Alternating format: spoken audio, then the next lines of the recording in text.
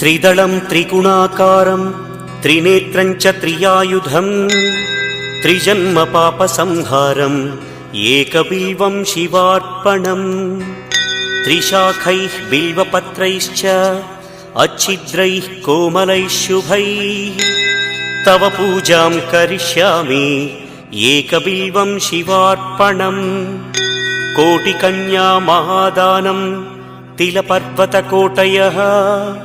काञ्चनं शैलदानेन एकबिल्वं शिवार्पणम्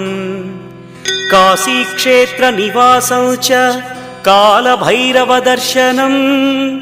प्रयागे माधवं दृष्ट्वा एकबिल्वं शिवार्पणम्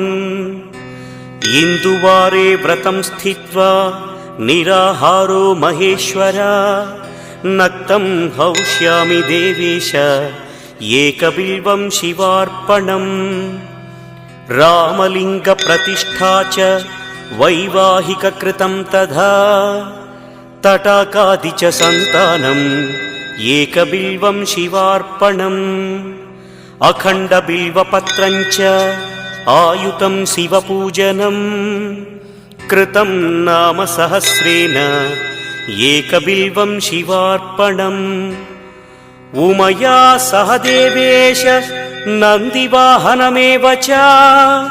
भस्मलेपनः सर्वाङ्गम् एकबिल्वं शिवार्पणम् सालग्रामेषु विप्राणां तटाकं दशकूपयोः यज्ञकोटिसहस्रस्य एकबिल्वं शिवार्पणम्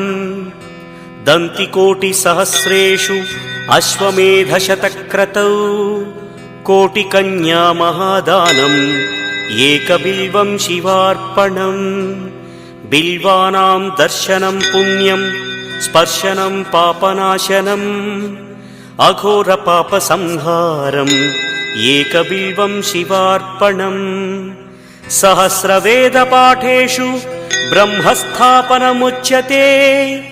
अनेकव्रतकोटीनाम्